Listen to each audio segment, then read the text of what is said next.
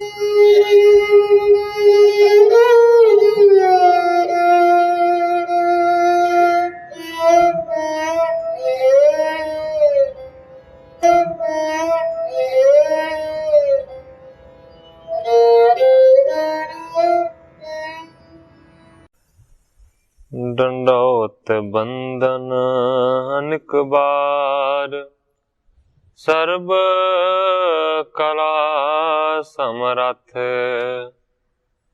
Dolan तेरा खौ प्रभु, नानक दे कर हथ। ज्ञान अंजन गुर दिया, अज्ञान अंधेर विनाश। हर कृपा ते संत भेटिया, नानक मन परगास। याही कुल ते प्रगट होए, ताही कुल को नाम। पुन द्वादश गुरिंद को, मेरी है प्रणाम।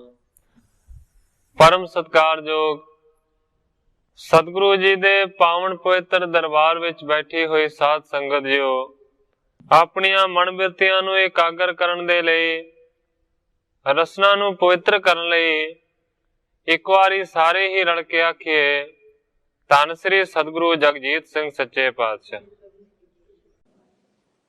सतगुरु अंगद देव सच्चे पातशाह जी दा पावन पवित्र इतिहास आप जी श्रवण कर रहे सी। इतिहास इत्थों तक पहुंचा है कि सतगुरु अंगद देव सच्चे पातशाह जी ज्योति जोत समा गए ने।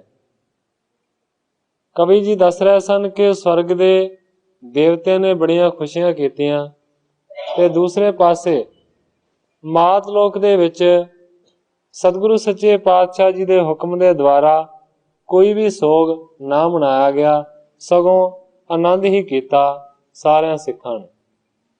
कल इत्थों तक कथा पहुंची सी, अज इत्थों अगे मैं प्रारंभ करदा।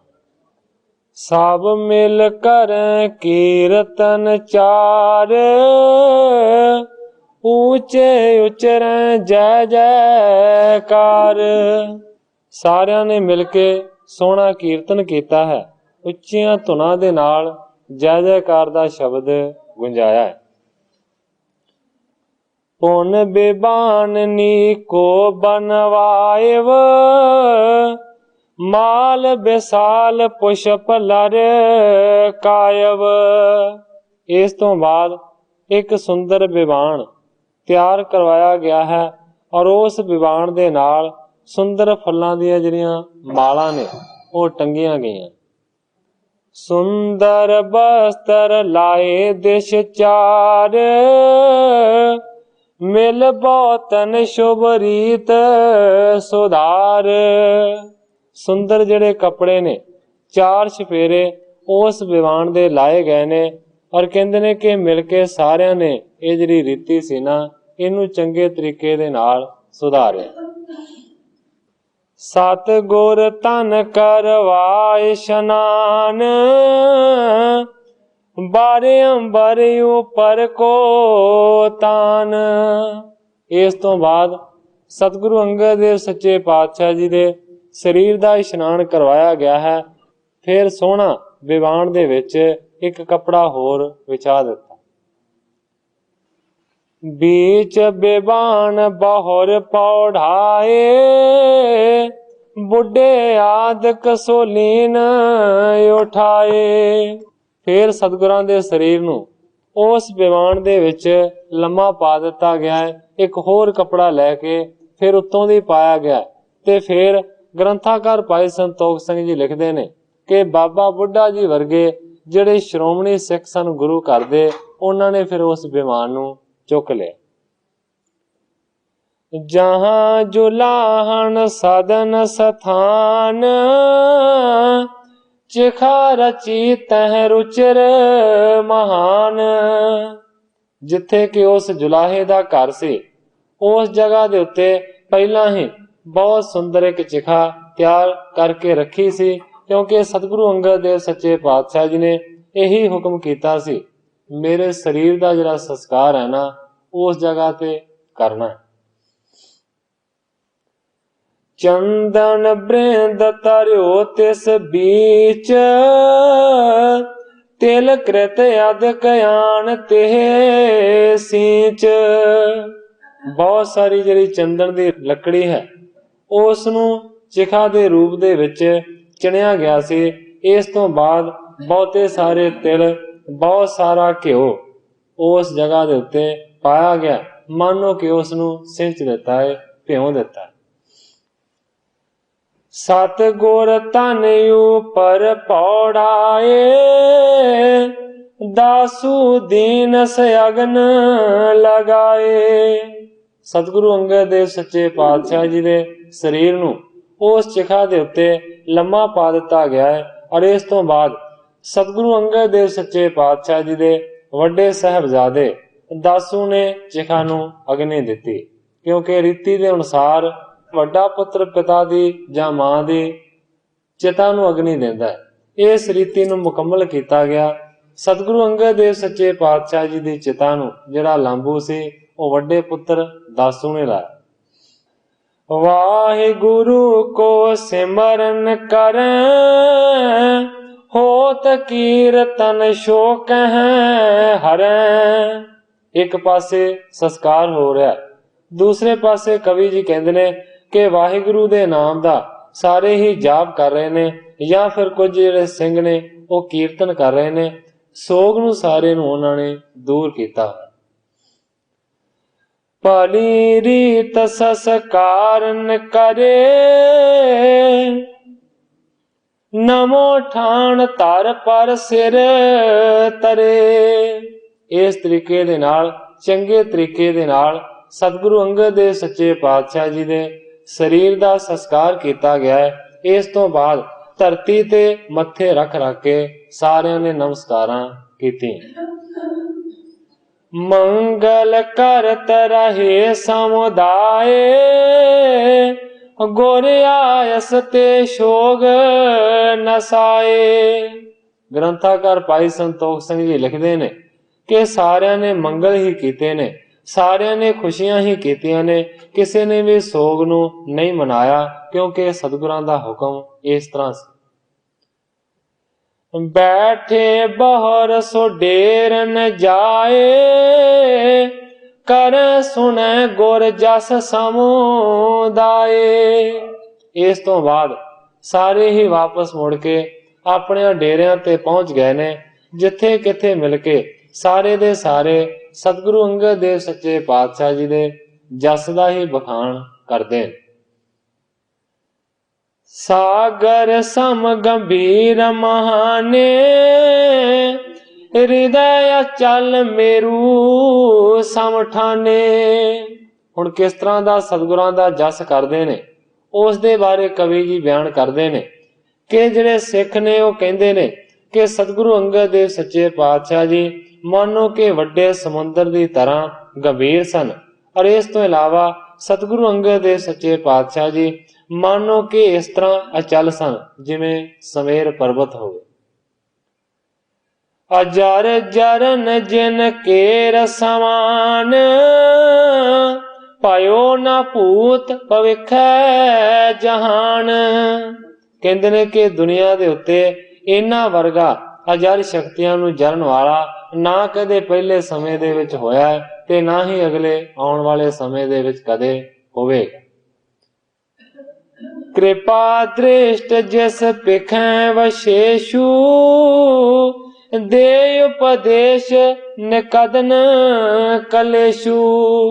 सिख कहंदे ने कि सतगुरु अंगद देव सच्चे पातशाह जी ऐसे सन कि जिहदे उत्ते भी अपनी मेहर दी दृष्टि पा दिंदे सन, ओहदे सारे दे सारे वड्डे कलेश ते जिहड़े पाप सी वो अपने आप ही कट्टे जांदे सन। कली काल अंधेर गुबारा, तिन दर्शन दीपक उजियारा। कहंदे ने कि कलयुग दा जिहड़ा समा है मानो कि बहुत वड्डे हनेरे गुबार वर्गा है, पर उन्हां दा जिहड़ा दर्शन सी ना मानो कि इस ਹਨੇਰੇ ਗੁਬਾਰ ਦੇ ਵਿੱਚ ਇੱਕ ਦੀਵੇ ਵਰਗਾ ਚਾਨਣਾ ਬਖਸ਼ਣ ਵਾਲਾ ਸੀ। ਤਾਨ ਤਾਨ ਸ੍ਰੀ ਅੰਗਦ ਰੂਪ, ਜਿਨ ਕੀ ਮਹਿਮਾ ਮਹਾ ਅਨੂਪ। ਸਾਰੇ ਕਹਿੰਦੇ ਨੇ ਕਿ ਧੰਨ ਸਨ ਸਤਿਗੁਰੂ ਅੰਗਦ ਦੇਵ ਸੱਚੇ ਪਾਤਸ਼ਾਹ ਜੀ। ਧੰਨ ਸੀ ਉਹਨਾਂ ਦਾ ਦਰਸ਼ਨ ਜਿਹੜੇ ਮਾਨੋ ਕਿ ਬਹੁਤ ਵੱਡੇ ਮਹਿਮਾ ਦੇ ਮਾਲਕ ਸਨ। ਸਤਿਗੁਰੂ ਅੰਗਦ ਦੇਵ ਸੱਚੇ ਪਾਤਸ਼ਾਹ ਜੀ ਦੀ ਜਿਹੜੀ ਮਹਿਮਾ ਹੈ ਉਹ ਅਨੂਪਮ ਹੈ, ਜਿਹਦੀ ਕੋਈ ਉਪਮਾ ਕੀਤੀ ਨਹੀਂ ਜਾ ਸਕਦੀ। ਇਤਿਆਦਿਕ ਗੁਣ ਕਹਿ ਸਿਮਰੰਤੇ, ਕੇਤਕ ਦਿਨ ਜਬ ਕੀਨ ਬੇਤੰਤੇ। ਗ੍ਰੰਥਾਕਾਰ ਭਾਈ ਸੰਤੋਖ ਸਿੰਘ ਜੀ ਲਿਖਦੇ ਨੇ ਕਿ ਇਸੇ ਤਰੀਕੇ ਦੇ ਨਾਲ ਬਹੁਤਿਆਂ ਸਾਰਿਆਂ ਗੁਣਾਂ ਨੂੰ ਯਾਦ ਕਰ ਕਰਕੇ ਸਾਰਿਆਂ ਨੇ ਸਤਿਗੁਰੂ ਅੰਗਦ ਦੇਵ ਸੱਚੇ ਪਾਤਸ਼ਾਹ ਜੀ ਨੂੰ ਯਾਦ ਕੀਤਾ। ਕਾਫੀ ਦਿਨ ਇਸੇ ਤਰੀਕੇ ਦੇ ਨਾਲ ਬਤੀਤ ਹੋ ਗਏ। ਆਨ ਕ੍ਰਿਤ ਮਿਸ਼ਟਾਨ ਬਿਸਾਲਾ, ਕਰਿਓ ਇਕੱਤਰ ਸਵਣ ਤਿਸ ਕਾਲਾ। ਥੋੜੇ ਦਿਨਾਂ ਤੋਂ ਬਾਅਦ ਬਹੁਤ ਸਾਰਾ ਅੰਨ, ਬਹੁਤ ਸਾਰਾ ਘਿਓ ਤੇ ਬਹੁਤ ਸਾਰਾ ਜਿਹੜਾ ਮਿੱਠਾ ਸੀ ਨਾ, ਇੱਕ ਜਗ੍ਹਾ ਦੇ ਉੱਤੇ ਇਕੱਤਰ ਕੀਤਾ ਗਿਆ। ਜਹ ਕਹਤੇ ਸਿੱਖ ਸਾਧ ਹਕਾਰੇ, ਸਭ ਆਏ ਸਤਿਗੁਰੂ ਦੁਆਰੇ। ਜਿੱਥੋਂ ਕਿੱਥੋਂ ਬਹੁਤਿਆਂ ਸਾਰਿਆਂ ਸਿੱਖਾਂ ਨੂੰ, ਸਾਧੂਆਂ ਪੁਰਸ਼ਾਂ ਨੂੰ ਬੁਲਾਇਆ ਗਿਆ ਹੈ, ਔਰ ਕਹਿੰਦੇ ਨੇ ਸਾਰੇ ਦੇ ਸਾਰੇ ਚੱਲ ਕੇ ਸਤਿਗੁਰੂ ਦੇ ਦੁਆਰੇ ਆਏ ਨੇ, ਭਾਵ ਕਿ ਉਸ ਜਗ੍ਹਾ ਦੇ ਉੱਤੇ ਪਹੁੰਚੇ। ਸ੍ਰੀ ਗੋਰੇ ਅਮਰ ਆਪ ਵਿੱਚ ਥਿਰੇ, बीच रसोई के शुभ करे। सतगुरु अमरदास सच्चे पातशाह जी आप रसोई दे विच गए ने ते जाके पकवानां नूं बनाउणा शुरू कीता। सब प्रकार कर त्यार आहारा, अपर सिखे मिल पाक सुधारा।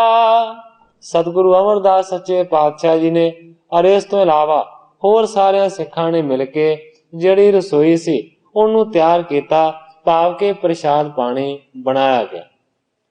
बहु पंकत एक सार बिठाई, लगे परोसन को समुदाई। इस तो बाद इक्को वर्गियां जिहड़ियां पंक्तां ने वो लवा दित्तियां गईयां ने ते फिर सारियां दे विच जिहड़ा हार सी, जिहड़ा प्रसाद पानी तैयार कीता सी, अनेकां किस्म दा उस नूं वरताया गया। स्वाद बेसाल अचे सब संगत, बैठ बैठ कर अपनी पंगत। आपो अपनी पंगत दे विच बैठ के सारियां ने उस भोजन नूं छकिया जिहड़ा कि बहुत ही ज्यादा स्वादमई। सब त्रिपते अच स्वाद आहारा, कीन सैन गुरपुरब उदारा। कवि जी कहते हैं कि इस तरीके दे नाल गुरु अंगद देव सच्चे पातशाह जी दा पुरब मनाया गया कि सारियां नूं आहार दिता गया है। सारे आहार नूं स्वाद नूं छक के तृप्त होए ने, रजे।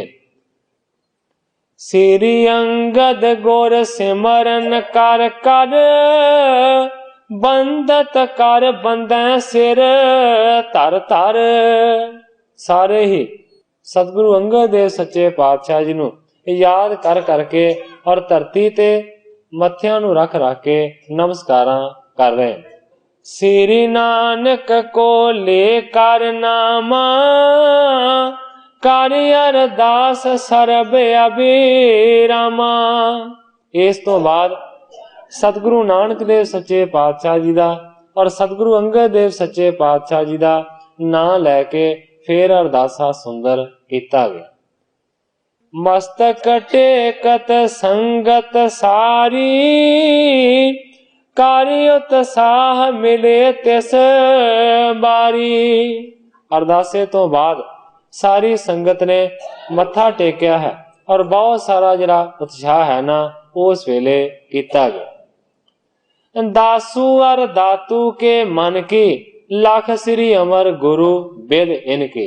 हुण कहंदे ने ग्रंथाकार भाई संतोख सिंह जी के दासू ने ते दातू ने ਮਨ ਦੇ ਵਿੱਚ ਸਤਿਗੁਰੂ ਅਮਰਦਾਸ ਸੱਚੇ ਪਾਤਸ਼ਾਹ ਜੀ ਦੇ ਨਾਲ ਈਰਖਾ ਕੀਤੀ ਹੈ।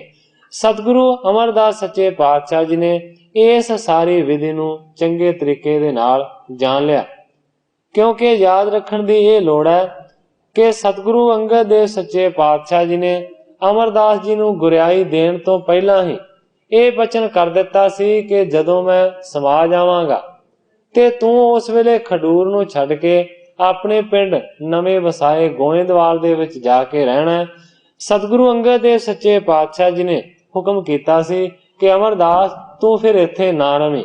ਗੁਰੂ ਜੀ ਨੇ ਇਹ ਵੀ ਬਚਨ ਕੀਤਾ ਸੀ ਕਿ ਜੇ ਤੂੰ ਇੱਥੇ ਰਵੇਂਗਾ ਤੇ ਮੇਰੇ ਦੋਵੇਂ ਪੁੱਤਰ ਦਾਸੂ ਤੇ ਦਾਤੂ ਤੇਰੇ ਨਾਲ ਈਰਖਾ ਕਰਨਗੇ ਤੇ ਤੁਹਾਡਾ ਦੋਵੇਂ ਪਾਸਿਆਂ ਦਾ ਜਿਹੜਾ ਬਖੇੜਾ ਹੈ ਨਾ ਉਹ ਪੈ ਜਾਏਗਾ। ਹੁਣ ਉਹੀ ਗੱਲ ਬਣਨ ਦੇ ਵਾਸਤੇ ਜਾ ਰਹੀ ਹੈ। ਇਸ ਕਰਕੇ ਸਤਿਗੁਰੂ ਅਮਰਦਾਸ ਸੱਚੇ ਪਾਤਸ਼ਾਹ ਜੀ ਨੇ ਸਤਿਗੁਰੂ ਅੰਗਦ ਦੇਵ ਸੱਚੇ ਪਾਤਸ਼ਾਹ ਜੀ ਦੇ ਕੀਤੇ ਹੋਏ ਬਚਨ ਨੂੰ ਯਾਦ ਕੀਤਾ। ਹੋਏ ਨਮਰ ਪਦ ਪਰ ਕਰ ਨਮੋ, ਸੰਗਤ ਭਈ ਸੰਗ ਤੇ ਸਮੋ। ਉਸ ਵੇਲੇ ਸਤਿਗੁਰੂ ਅਮਰਦਾਸ ਸੱਚੇ ਪਾਤਸ਼ਾਹ ਜੀ ਜਿਹੜੇ ਕਿ ਨਿਮਰਤਾ ਦੇ ਪੁੰਜ ਨੇ, ਉਹਨਾਂ ਨੇ ਕਹਿੰਦੇ ਨੇ ਕਿ ਬੜੀ ਨਿਮਰਤਾ ਦੇ ਨਾਲ ਦੋਵਾਂ ਦੇ ਚਰਨਾਂ ਦੇ ਉੱਤੇ ਨਮਸਕਾਰ ਕੀਤੀ ਹੈ, ਦਾਸੂ ਦੇ ਔਰ ਦਾਤੂ ਦੇ, ਔਰ ਜਾਣ ਦੇ ਵਾਸਤੇ ਉੱਥੋਂ ਤਿਆਰ ਹੋਏ ਨੇ। ਥੋੜੀ ਬਹੁਤੀ ਸੰਗਤ ਸਤਿਗੁਰੂ ਅਮਰਦਾਸ ਸੱਚੇ ਪਾਤਸ਼ਾਹ ਜੀ ਦੇ ਨਾਲ ਜਾਣ ਦੇ ਵਾਸਤੇ ਤਿਆਰ ਹੋਈ। ਗੋਇੰਦਵਾਲ ਪੰਥ ਚੱਲ ਪਰੇ, ਮੁਖ ਖਡੂਰ ਦੇਸ਼ ਤਿਸ ਬਿਦ ਕਰੇ। ਪਰ ਸਤਿਗੁਰੂ ਅਮਰਦਾਸ ਸੱਚੇ ਪਾਤਸ਼ਾਹ ਜੀ ਨੇ ਮੁੱਢਲੀ ਜਿਹੜੀ ਰੀਤ ਹੈ ਉਸ ਨੂੰ ਨਹੀਂ ਤਿਆਗਿਆ, ਕਿਉਂਕਿ ਜਦੋਂ ਵੀ ਕਦੇ ਖਡੂਰ ਨੂੰ ਛੱਡ ਕੇ ਸਤਿਗੁਰੂ ਅਮਰਦਾਸ ਸੱਚੇ ਪਾਤਸ਼ਾਹ ਜੀ ਕਿਧਰੇ ਬਾਹਰ ਜਾਂਦੇ ਸਨ ਤੇ ਉਹਨਾਂ ਦਾ ਇੱਕ ਨਿਯਮ ਬਣਾਇਆ ਹੋਇਆ ਸੀ ਕਿ ਲਗਾਤਾਰ 3 ਕੋਹ ਦੀ ਦੂਰੀ ਨੂੰ ਤੈਅ ਕਰਦੇ ਸਨ। ਪਿਛਲੇ ਪੈਰੇ 3 ਕੋਹਾਂ ਦੀ ਦੂਰੀ ਤੇ ਜਾ ਕੇ ਫੇਰ ਖਡੂਰ ਸਾਹਿਬ ਦੇ ਵੱਲ ਮੱਥਾ ਟੇਕ ਕੇ ਫੇਰ ਕਿਸੇ ਪਾਸੇ ਜਾਂਦੇ ਸਨ। ਇਸੇ ਤਰ੍ਹਾਂ ਪਿਛਲੇ ਪੈਰੇ ਉਹ ਜਾਂਦੇ ਸਨ। ਹੁਣ ਕਵੀ ਜੀ ਉਸ ਗੱਲ ਦਾ ਜ਼ਿਕਰ ਕਰ ਰਹੇ ਨੇ ਕਿ ਅੱਜ ਵੀ ਭਾਵੇਂ ਗੋਇੰਦਵਾਲ ਦੇ ਵੱਲ ਜਾ ਰਹੇ ਨੇ, ਪਰ ਕਹਿੰਦੇ ਨੇ ਮੂੰਹ ਉਹਨਾਂ ਨੇ ਆਪਣਾ ਖਡੂਰ ਸਾਹਿਬ ਦੇ ਵੱਲ ਹੀ ਰੱਖਿਆ। ਪਾਛਲ ਦਿਸ਼ਾ ਗਮਨ ਤੇ ਜਾਏ, ਇसी प्रकार पहुंच तिस थाए। पिछले पैरी चलते गए 3 कोहां दी दूरी नूं तय कीता, आखिरकार उस जगह दे उत्ते पहुंच गए ने जिथे हमेशा ही जाके वो नमस्कार करते सन। श्री अंगद को सिमरन करके मस्तक धरनी पर निज धर के। 3 कोहां दी दूरी नूं तय करके उत्थे जदों पहुंचे ने सतगुरु अंगद देव सच्चे पातशाह जी नूं याद करके फिर कहंदे ने सतगुरु अमरदास सच्चे पातशाह जी ने उस जगह ते खड़े होके अरदासा कीता और धरती ते मत्था रख के नमस्कार कीती। नमस्कार कर प्रेम प्रवीण, गोयंदवाल दिशा मुख कीन। उस जगह ते नमस्कार कीती है ਜਿਹੜੇ ਸਤਿਗੁਰੂ ਸੱਚੇ ਪਾਤਸ਼ਾਹ ਜੀ ਮਾਨੋ ਕਿ ਪ੍ਰੇਮ ਦੇ ਵਿੱਚ ਬੜੇ ਪ੍ਰਵੀਨ ਨੇ। ਫਿਰ ਉਹਨਾਂ ਨੇ ਗੋਇੰਦਵਾਲ ਦੇ ਵੱਲ ਆਪਣਾ ਮੁਖੜਾ ਕੀਤਾ ਹੈ। ਜਿਹੜੀ ਜਗ੍ਹਾ ਤੇ ਆਣ ਕੇ ਸਤਿਗੁਰੂ ਅਮਰਦਾਸ ਸੱਚੇ ਪਾਤਸ਼ਾਹ ਜੀ ਅਰਦਾਸਾਂ ਕਰਦੇ ਸਨ, ਮੱਥਾ ਟੇਕਦੇ ਸਨ, ਉੱਥੋਂ 1 ਕੋਹ ਦੀ ਦੂਰੀ ਦੇ ਉੱਤੇ ਹੈ ਗੋਇੰਦਵਾਲ। ਜਾਏ ਆਪਣੇ ਸਦਨ ਬਿਰਾਜੇ, गुरता गादी पर शुभ साजे। फिर गोइंदवाल अपने घर दे विच जा बराजे ने गुरियाई गद्दी ते बैठ के सुशोभित होए। 16 सम्मत हो तो नौ पर तिस जान, चेत सुधी थित चौथ तब श्री अंगद प्रस्थान। ग्रंथाकार भाई संतोख सिंह जी लिखते ने कि 1600 सम्मत ऊपर 9 जान, 1600 सम्मत तो ऊपर 9 जान के चेत सुधी दी तिथ चौथ नूं सतगुरु अंगद देव सच्चे पातशाह जी ने चलाना कीता सी। कहण तो भावे है ਕਿ 1609 ਸੰਮਤ ਦੇ ਵਿੱਚ ਚੇਤ ਸੁਦੀ ਚੌਥ ਨੂੰ ਸਤਿਗੁਰੂ ਅੰਗਦ ਦੇਵ ਸੱਚੇ ਪਾਤਸ਼ਾਹ ਜੀ ਜੋਤੀ ਜੋਤ ਸਮਾਏ ਸਨ। 63 ਕੁਲ ਬਾਹਜ ਬਰਨ ਫੇਰੂ ਪਿਤਾ ਸੁਭਾਗ ਸਬਰਾਈ ਮਾਤਾ ਹੁਤੀ ਸ੍ਰੀ ਅੰਗਦ ਸੁਖ ਬਾਗ। ਕਵੀ ਜੀ ਲਿਖ ਰਹੇ ਨੇ ਕਿ ਸਤਿਗੁਰੂ ਅੰਗਦ ਦੇਵ ਸੱਚੇ ਪਾਤਸ਼ਾਹ ਜੀ 63 ਕੁਲ ਦੇ ਸਨ ਔਰ ਕਹਿੰਦੇ ਨੇ ਕਿ ਖੱਤਰੀ ਉਹਨਾਂ ਦੀ ਜਾਤੀ ਸੀ। ਉਹਨਾਂ ਦੇ ਪਿਤਾ ਦਾ ਨਾਂ ਫੇਰੂ ਸੀ ਔਰ ਕਹਿੰਦੇ ਨੇ ਕਿ ਮਾਤਾ ਦਾ ਨਾਂ ਸਬਰਾਈ ਸੀ। ਸ੍ਰੀ ਅੰਗਦ ਸੁਖ ਬਾਗ, ਸੁਖ ਦੇ ਬਾਗ ਤੋਂ ਮੁਰਾਦ ਸੁਖਾਂ ਦੇ ਦਾਤੇ ਤੋਂ ਹੈ। ਜਿਵੇਂ ਬਾਗ ਸੁੰਦਰਤਾ ਦਾ ਦਾਤਾ ਹੁੰਦਾ ਹੈ, ਕਹਿੰਦੇ ਨੇ ਕਿ ਇਸ ਤਰ੍ਹਾਂ ਦੇ ਸੁੰਦਰ ਦਾਤੇ ਦੀ ਮਾਤਾ ਸਬਰਾਈ ਸੀ, ਪਿਤਾ ਫੇਰੂ ਸੀ ਔਰ 63 ਕੁਲ ਤੇ ਬਾਹਜ ਉਹਨਾਂ ਦੀ ਜਾਤੀ ਸੀ। ਦਾਸੂ ਦਾਤੂ ਪੁੱਤਰ ਦੋਏ ਮਹਾਸ਼ਕਤ ਜੁਤ ਥੀਵ ਖੀਵੀ ਨਾਮ ਸੋ ਪਾਰ ਜਾ ਪ੍ਰਤਿਬਤ ਧਰਮ ਸਦੀਵ। ਸਤਿਗੁਰੂ ਅੰਗਦ ਦੇਵ ਸੱਚੇ ਪਾਤਸ਼ਾਹ ਜੀ ਦੇ ਜਿਹੜੇ ਮਹਿਲ ਸਨ ਉਹਨਾਂ ਦਾ ਨਾਂ ਸੀ ਖੀਵੀ ਔਰ ਕਹਿੰਦੇ ਨੇ ਕਿ ਖੀਵੀ ਜੀ ਪਤੀ ਵਰਤਾ ਧਰਮ ਦੇ ਧਾਰਨ ਕਰਨ ਵਾਲੇ ਸਨ। ਇਹਨਾਂ ਦੇ ਅੱਗੋਂ 2 ਪੁੱਤਰ ਪੈਦਾ ਹੋਏ, ਦਾਸੂ ਤੇ ਦਾਤੂ, ਮਾਨੋ ਕਿ ਵੀ ਸ਼ਕਤੀਆਂ ਦੇ ਪੁੰਜ ਸਨ। ਸੰਮਤ 12 ਮਾਸ ਖਟ 9 ਦਿਨ ਉਪਰ ਚੀਨ ਗੁਰਤਾ ਗਾਦੀ ਪਰ ਥਿਰੇ ਅੰਗਦ ਗੁਰੂ ਪਰ ਬੀਨ। ਗ੍ਰੰਥਾਕਾਰ ਭਾਈ ਸੰਤੋਖ ਸਿੰਘ ਜੀ ਇਸ ਗੱਲ ਦਾ ਵੀ ਜ਼ਿਕਰ ਕਰਦੇ ਨੇ ਸੰਮਤ 12 ਕੇ 12 ਸਾਲ ਔਰ ਮਾਸ ਖਟ 6 ਮਹੀਨੇ 9 ਦਿਨ ਉੱਪਰ ਚੀਨ। ਕਹਿਣ ਤੋਂ ਭਾਵ ਹੈ 12 ਸਾਲ 2 ਮਹੀਨੇ ਤੇ 9 ਦਿਨ ਸਤਿਗੁਰੂ ਅੰਗਦ ਦੇਵ ਸੱਚੇ ਪਾਤਸ਼ਾਹ ਜੀ ਗੁਰਿਆਈ ਦੇ ਉੱਤੇ ਬੈਠੇ। ਉਹਨਾਂ ਨੇ ਇੰਨਾ ਚਿਰ ਤੱਕ ਗੁਰਿਆਈ ਕੀਤੀ। ਪਠੈ ਸੁਨੈ ਇਤਿਹਾਸ ਕੋ ਆਸ਼ਾ ਪੂਰਨ ਹੋਏ ਇਹ ਦੂਸਰ ਪਾਤਸ਼ਾਹ ਕੋ ਕਰਿਓ ਸੁਣਿਓ ਜਿਮ ਜੋਏ। ਗ੍ਰੰਥਾਕਾਰ ਭਾਈ ਸੰਤੋਖ ਸਿੰਘ ਜੀ ਲਿਖਦੇ ਨੇ ਪੜ੍ਹੈ ਸੁਣੈ ਇਤਿਹਾਸ ਕੋ, ਜਿਹੜਾ ਵੀ ਸਤਿਗੁਰੂ ਅੰਗਦ ਦੇਵ ਸੱਚੇ ਪਾਤਸ਼ਾਹ ਜੀ ਦੇ ਇਤਿਹਾਸ ਨੂੰ ਪੜ੍ਹੇਗਾ ਜਾਂ ਸੁਣੇਗਾ ਉਹਦਾ ਆਸ਼ਾ ਪੂਰਨ ਹੋਵੇਗਾ। ਇਹ ਦੂਸਰੇ ਪਾਤਸ਼ਾਹ ਸਤਿਗੁਰੂ ਅੰਗਦ ਦੇਵ ਸੱਚੇ ਪਾਤਸ਼ਾਹ ਜੀ ਦਾ ਕਵੀ ਜੀ ਕਹਿੰਦੇ ਨੇ ਕਿ ਮੈਂ ਇਤਿਹਾਸ ਬਖਾਣ ਕੀਤਾ ਹੈ। ਇਸ ਜਗ੍ਹਾ ਦੇ ਉੱਤੇ ਗ੍ਰੰਥਾਕਾਰ ਜੀ ਆਪਣੇ ਇਸ ਅਧਿਆਇ ਦੀ ਸਮਾਪਤੀ ਕਰਦੇ ਨੇ, ਅਗਲੇ ਨਵੇਂ ਅਧਿਆਇ ਦਾ ਪ੍ਰਾਰੰਭ ਕਰਦੇ ਨੇ। ਇਸ ਅਗਲੇ ਨਵੇਂ ਅਧਿਆਇ ਤੋਂ ਸਤਿਗੁਰੂ ਅਮਰਦਾਸ ਸੱਚੇ ਪਾਤਸ਼ਾਹ ਜੀ ਦੀ ਕਥਾ ਆਰੰਭ ਹੁੰਦੀ ਹੈ। ਆਵ ਸ੍ਰੀ ਸਤਿਗੁਰ ਅਮਰ ਕੀ ਕਥਾ ਕਹੋ ਰਚ ਠਾਨ ਸ਼ਰੋਤਾ ਸੁਣੋ ਪ੍ਰਸੰਨ ਹੋਵੇ ਦੇਹੋ ਸੁਖੀ ਮੁਝ ਦਾਨ। ਗ੍ਰੰਥਾਕਾਰ ਭਾਈ ਸੰਤੋਖ ਸਿੰਘ ਜੀ ਲਿਖਦੇ ਨੇ ਕਿ ਇਸ ਜਗ੍ਹਾ ਤੋਂ ਮੈਂ ਸਤਿਗੁਰੂ ਅਮਰਦਾਸ ਸੱਚੇ ਪਾਤਸ਼ਾਹ ਜੀ ਦੀ ਅਗਲੀ ਕਥਾ ਨੂੰ ਰੁਚੀ ਦੇ ਨਾਲ ਬਿਆਨ ਕਰਨ ਲੱਗਾ ਹਾਂ। हे ਸ਼ਰੋਤਾ ਜਨੋ, हे ਸੁਣਨ ਵਾਲਿਓ, ਕਿਰਪਾ ਕਰਕੇ ਪ੍ਰਸੰਨ ਚਿੱਤ ਦੇ ਨਾਲ ਸਤਿਗੁਰੂ ਅਮਰਦਾਸ ਸੱਚੇ ਪਾਤਸ਼ਾਹ ਜੀ ਦੀ ਅਗਲੀ ਕਥਾ ਨੂੰ ਸੁਣੋ। ਤੇ ਕਵੀ ਜੀ ਕਹਿੰਦੇ ਨੇ ਦੇਹੋ ਸਿੱਖੀ ਮੁਝ ਦਾਨ। ਕਵੀ ਜੀ ਕਹਿੰਦੇ ਨੇ हे ਸ਼ਰੋਤਾ ਜਨੋ, हे ਸੁਣਨ ਵਾਲਿਓ, ਮੈਂ ਤੁਹਾਡੇ ਤੋਂ ਹੋਰ ਕੁਝ ਨਹੀਂ ਮੰਗਦਾ, ਕਿਰਪਾ ਕਰਕੇ ਮੇਰੇ ਤੇ ਰਹਿਮ ਕਰੋ, ਮੇਰੇ ਤੇ ਕਰਮ ਕਰੋ ਤੇ ਮੈਨੂੰ ਸਿੱਖੀ ਦਾ ਦਾਨ ਪ੍ਰਾਪਤ ਹੋਵੇ। ਮੇਰੀ ਸਾਧ ਸੰਗਤ ਦੇ ਚਰਨਾਂ ਦੇ ਵਿੱਚ ਇਹੀ ਪ੍ਰਾਰਥਨਾ ਹੈ। ਮੈਂ ਸੁਣੀ ਜਿਤਕ ਸਿੱਖ ਮੁਖ ਦਵਾਰ ਅਰ ਲਿਖੀ ਪਠੀ ਜਹ ਕਹਿ ਉਦਾਰ। ਕਵੀ ਜੀ ਕਹਿੰਦੇ ਨੇ ਕਿ ਸਤਿਗੁਰੂ ਅਮਰਦਾਸ ਸੱਚੇ ਪਾਤਸ਼ਾਹ ਜੀ ਦੀ ਕਥਾ ਜਿਹੜੀ ਮੈਂ ਕਿਸੇ ਤੋਂ ਸੁਣੀ ਹੈ, ਸਿੱਖਾਂ ਦੇ ਮੂੰਹ ਤੋਂ ਜਾਂ ਫਿਰ ਕਿਤੇ ਲਿਖੀ ਹੋਈ ਪੜ੍ਹੀ ਹੈ, ਕਹਿੰਦੇ ਨੇ ਕਿ ਇਸੇ ਤਰੀਕੇ ਦੇ ਨਾਲ ਸੁਣੀ ਸੁਣਾਈ ਔਰ ਕਿਤੇ ਗ੍ਰੰਥਾਂ ਦੇ ਪੁਰਾਣਿਆਂ ਦੇ ਵਿੱਚੋਂ ਪੜ੍ਹੀ ਮੈਂ ਕਥਾ ਜਿਹੜੀ ਹੈ ਨਾ ਉਸ ਨੂੰ ਲਿਖਿਆ। सो सब बनाए छंदन मझार, अब करब निरूपण रीत चार। ਜਿਹੜੀ ਪੁਰਾਣਿਆਂ ਸਿੱਖਾਂ ਤੋਂ ਕਥਾ ਸਤਿਗੁਰੂ ਅਮਰਦਾਸ ਜੀ ਦੀ ਮੈਂ ਸੁਣੀ ਹੈ ਜਾਂ ਕਿ ਕਿਤੇ ਗ੍ਰੰਥਾਂ ਦੇ ਵਿੱਚੋਂ ਪੜ੍ਹੀ ਹੈ, ਕਵੀ ਜੀ ਕਹਿੰਦੇ ਨੇ ਕਿ ਉਸ ਕਥਾ ਨੂੰ ਮੈਂ ਛੰਦਾਂ ਦੇ ਵਿੱਚ ਬਣਾ ਕੇ ਹੁਣ ਲਿਖਣ ਲੱਗਾ ਹਾਂ, ਜਿਹੜੀ ਕਿ ਸੁੰਦਰ ਰੀਤੀ।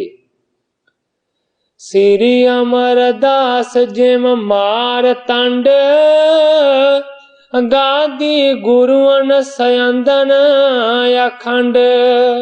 ਕਵੀ ਜੀ ਕਹਿੰਦੇ ਨੇ ਕਿ ਮਾਨੋ ਜਿਹੜੀ ਗੁਰਿਆਈ ਗੱਦੀ ਹੈ ਉਹ ਇੱਕ ਸੁੰਦਰ ਰੱਥ ਦੇ ਵਰਗੀ ਹੈ ਤੇ ਸਤਿਗੁਰੂ ਅਮਰਦਾਸ ਸੱਚੇ ਪਾਤਸ਼ਾਹ ਜੀ ਮਾਨੋ ਕਿ ਸੂਰਜ ਵਰਗੇ। ਤਿਸ ਪਰ ਅਰੂੜ ਥਿਤ ਹੋਏ ਆਪ, ਕੀਨਸ ਪ੍ਰਕਾਸ਼ ਸਭ ਦਿਸ਼ ਪ੍ਰਤਾਪ। ਮਾਨੋ ਕਿ ਗੁਰਿਆਈ ਰੂਪੀ ਰੱਥ ਦੇ ਉੱਤੇ ਸੂਰਜ ਬਣ ਕੇ ਅਸਵਾਰ ਹੋਏ ਨੇ ਸਤਿਗੁਰੂ ਅਮਰਦਾਸ ਸੱਚੇ ਪਾਤਸ਼ਾਹ ਜੀ, ਤੇ ਫਿਰ ਉਹਨਾਂ ਨੇ ਇਸ ਗੁਰਿਆਈ ਦੇ ਰੱਥ ਨੂੰ ਦੌੜਾਇਆ ਹੈ। ਕਹਿੰਦੇ ਨੇ ਕਿ ਹਰ ਇੱਕ ਜਗ੍ਹਾ ਦੇ ਉੱਤੇ ਫਿਰ ਆਪਣਾ ਸੂਰਜਮਈ ਜਿਹੜਾ ਪ੍ਰਕਾਸ਼ ਹੈ ਉਹ ਸੁੱਟਿਆ। ਕੀਨਸ ਪ੍ਰਕਾਸ਼ ਸਭ ਦਿਸ਼ ਪ੍ਰਤਾਪ, ਆਪਣੇ ਪ੍ਰਤਾਪ ਦਾ ਜਿਹੜਾ ਸਾਰਾ ਪ੍ਰਕਾਸ਼ ਹੈ ਨਾ ਉਹ ਜਗ੍ਹਾ ਜਗ੍ਹਾ ਦੇ ਉੱਤੇ ਫੈਲਾਇਆ। ਗੁਰਪੁਰ ਬਿਆਦ ਕਰਕੇ ਖਡੂਰ, ਗੋਇੰਦਵਾਲ ਪਹੁੰਚੇ ਹਦੂਰ। ਹੁਣ ਕਵੀ ਜੀ ਕਹਿੰਦੇ ਨੇ ਕਿ ਸਤਿਗੁਰੂ ਅਮਰਦਾਸ ਸੱਚੇ ਪਾਤਸ਼ਾਹ ਜੀ ਨੇ ਕਿਸ ਤਰੀਕੇ ਦੇ ਨਾਲ ਇਸ ਪ੍ਰਤਾਪ ਨੂੰ ਵਧਾਇਆ ਇਹ ਤੇ ਬਾਅਦ ਦੀ ਗੱਲ ਹੈ, ਪਰ ਕਹਿੰਦੇ ਨੇ ਮੈਂ ਉਹ ਗੱਲ ਦੱਸਦਾ ਹਾਂ ਕਿ ਪਹਿਲਾਂ ਗੋਇੰਦਵਾਲ ਦੇ ਵਿੱਚ ਆਣ ਕੇ ਸਤਿਗੁਰੂ ਅਮਰਦਾਸ ਸੱਚੇ ਪਾਤਸ਼ਾਹ ਜੀ ਨੇ ਕੀ ਕੀਤਾ। ਕਹਿੰਦੇ ਨੇ ਕਿ ਜਦੋਂ ਸਤਿਗੁਰੂ ਅੰਗਦ ਦੇਵ ਸੱਚੇ ਪਾਤਸ਼ਾਹ ਜੀ ਦਾ ਪੁਰਬ ਮਨਾਇਆ ਤੇ ਉਸ ਦਿਨ ਤੋਂ ਬਾਅਦ ਫਿਰ ਹਦੂਰ ਪਾਤਸ਼ਾਹ ਸਤਿਗੁਰੂ ਅਮਰਦਾਸ ਸੱਚੇ ਪਾਤਸ਼ਾਹ ਜੀ ਗੋਇੰਦਵਾਲ ਪਹੁੰਚੇ। ਦੀਨਾਨਾਥ ਗੁਰਤਾਸੋ ਪਾਏ, ਹੋਏ ਆਨੰਦ ਮਗਨ ਪ੍ਰਵਿਸ਼ੇ ਸੋ ਜਾਏ। ਦੀਨਾ ਦੇ ਨਾਥ ਗੁਰਤਾ ਦੇ ਮਾਲਕ ਜਦੋਂ ਬਣੇ ਅਮਰਦਾਸ ਜੀ, ਤੇ ਫੇਰ ਕਹਿੰਦੇ ਨੇ ਕਿ ਉਹ ਆਨੰਦ ਦੇ ਨਾਲ ਮਗਨ ਹੋ ਕੇ ਆਪਣੇ ਘਰ ਜਾ ਪ੍ਰਵੇਸ਼ੇ। ਇੱਕ ਹੁਤੋ ਸਦਨ ਪਰ ਸਦਨ ਚਾਰ, ਤਿਸ ਪਰ ਅਰੂੜ ਦੀਆ ਦਰ ਕੇ ਵਾਰ। ਸਤਿਗੁਰੂ ਅਮਰਦਾਸ ਸੱਚੇ ਪਾਤਸ਼ਾਹ ਜੀ ਨੇ ਕੀ ਕੀਤਾ ਜਦੋਂ ਆਪਣੇ ਘਰ ਆਏ, ਤੇ ਕਵੀ ਜੀ ਕਹਿੰਦੇ ਨੇ ਕਿ ਘਰ ਦੇ ਵਿੱਚ ਇੱਕ ਉੱਪਰ ਚੁਬਾਰਾ ਬਣਿਆ ਹੋਇਆ ਸੀ। ਸਤਿਗੁਰੂ ਅਮਰਦਾਸ ਸੱਚੇ ਪਾਤਸ਼ਾਹ ਜੀ ਉਸ ਚੁਬਾਰੇ ਦੇ ਵਿੱਚ ਜਾ ਕੇ ਬੈਠ ਗਏ ਨੇ। ਚੁਬਾਰੇ ਦੇ ਦਰਵਾਜ਼ੇ ਦੇ ਜਿਹੜੇ ਤਖਤੇ ਸੀ ਨਾ ਉਹਨਾਂ ਨੂੰ ਸਤਿਗੁਰਾਂ ਨੇ ਬੰਦ ਕਰ ਲਿਆ। ਨਿਕਸੇ ਨਾ ਬਹਿਰ ਨਹੀਂ ਕੋ ਬੁਲਾਏ, ਥਿਤ ਹੋਏ ਸਮਾਦ ਗੰਭੀਰ ਲਾਏ।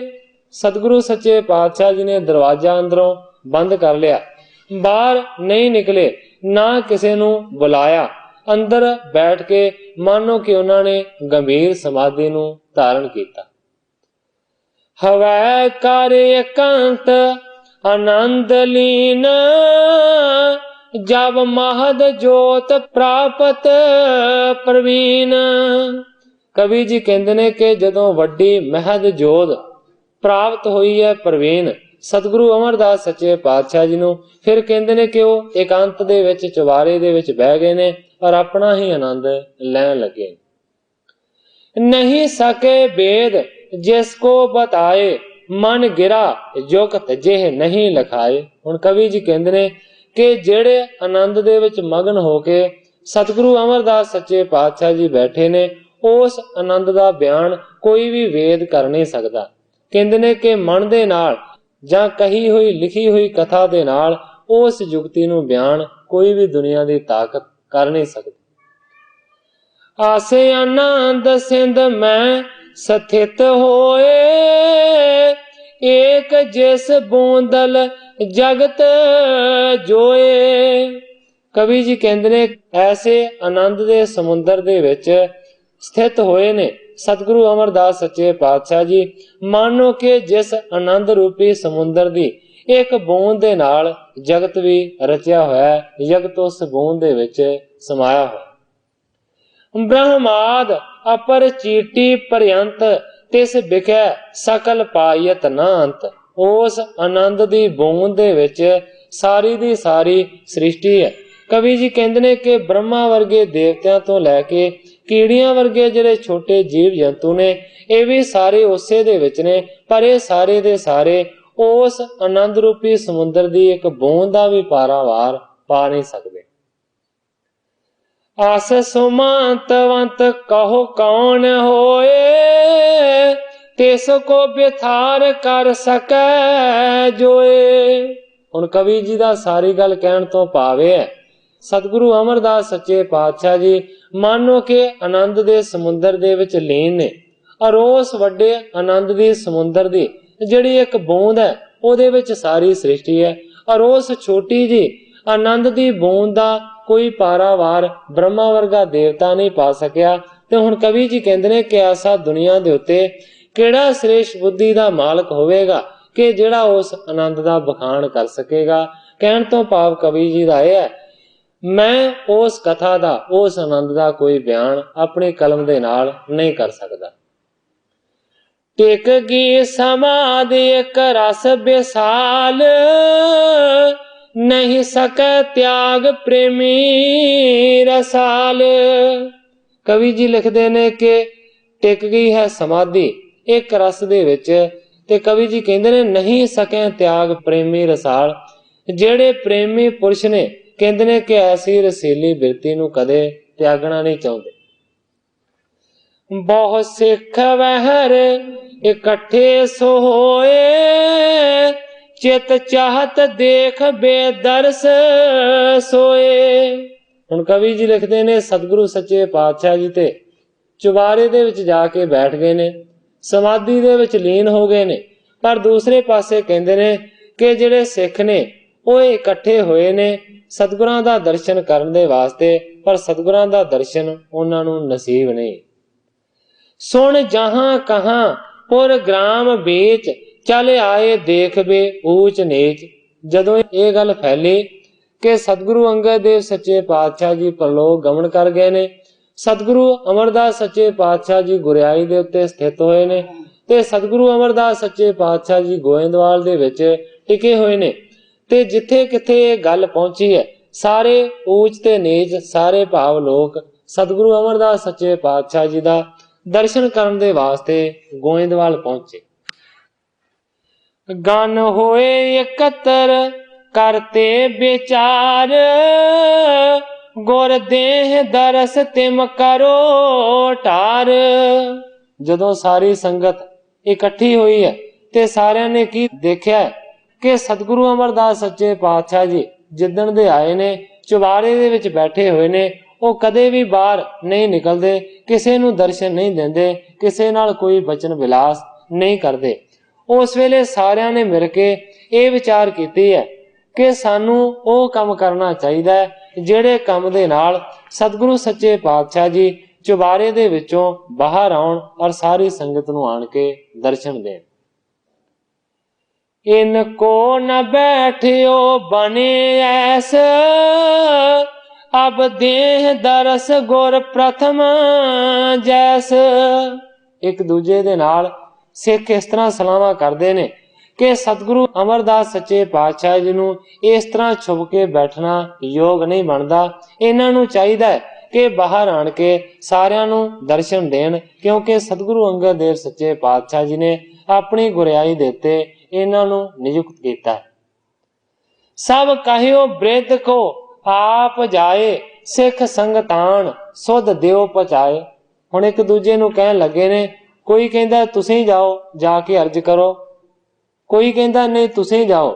ਫਿਰ ਸਾਰਿਆਂ ਨੇ ਵਿਚਾਰ ਕੀਤੀ ਹੈ ਕਿ ਸਾਡਿਆਂ ਸਾਰਿਆਂ ਦੇ ਵਿੱਚੋਂ ਗੁਰੂ ਘਰ ਦੇ ਵਿੱਚ ਜਿਹੜੇ ਬਾਬਾ ਬੁੱਢਾ ਜੀ ਨੇ ਉਹ ਮੋਹਰੀ ਮੰਨੇ ਗਏ ਨੇ, ਇਸ ਕਰਕੇ ਸਾਰਿਆਂ ਨੇ ਮਿਲ ਕੇ ਬਾਬਾ ਬੁੱਢਾ ਜੀ ਨੂੰ ਆਖਿਆ ਹੈ ਕਿ ਤੁਸੀਂ ਜਾਓ, ਜਾ ਕੇ ਸਤਿਗੁਰੂ ਸੱਚੇ ਪਾਤਸ਼ਾਹ ਜੀ ਦੇ ਚਰਨਾਂ ਦੇ ਵਿੱਚ ਅਰਜ ਕਰੋ। ਇਸ ਜਗ੍ਹਾ ਦੇ ਉੱਤੇ ਸਮੇਂ ਦੀ ਸਮਾਪਤੀ ਹੈ। ਕੱਲ ਨੂੰ ਗ੍ਰੰਥਾਕਾਰ ਜੀ ਜਿਸ ਤਰੀਕੇ ਦੇ ਨਾਲ ਇਸ ਕਥਾ ਦਾ ਅੱਗੇ ਬਿਆਨ ਕਰਨਗੇ, ਮੈਂ ਉਸੇ ਤਰ੍ਹਾਂ ਸਾਧ ਸੰਗਤ ਦੇ ਸਨਮ ਖਰਜ ਕਰਾਂਗਾ। ਅੱਗੇ ਜੋ ਸਤਿਗੁਰੂ ਸੱਚੇ ਪਾਤਸ਼ਾਹ ਜੀ ਦੀ ਰਜ਼ਾ ਹੋਵੇਗੀ ਉਸੇ ਤਰ੍ਹਾਂ ਵਰਤੇਗੀ। ਅਜੇ ਇੰਨੀਆਂ ਹੀ ਅਰਜ਼ਾਂ ਕਰਦਾ ਹੋਇਆ ਮੈਂ ਇੱਥੇ ਹੀ ਕਥਾ ਨੂੰ ਵਿਸਰਾਮ ਦੇ ਕੇ ਸਾਰੀ ਸਾਧ ਸੰਗਤ ਤੋਂ ਖਿਮਾ ਦਾ ਜਾ। हे अच्युत हे पार ब्रह्म अविनाशी अगनास, हे पूरन हे सर्ब में दुख पंजन गुणतास, हे संगी हे निरंकार हे निर्गुण सब टेक, हे गोविंद हे गुण निधान जाके सदा विवेक, हे अपरंपर हर हरे है पी होवन हार, हे संता के सदा संग ने धारा आधार, हे ठाकुर हो दास रो मैं निर्गुण गुण नहीं कोय, नानक दीजै नाम दान राखो हिय परोय, याही कुल ते प्रगट होय ताही कुल को नाम, पुन द्वादश गोरिंद को मेरी है प्रणाम।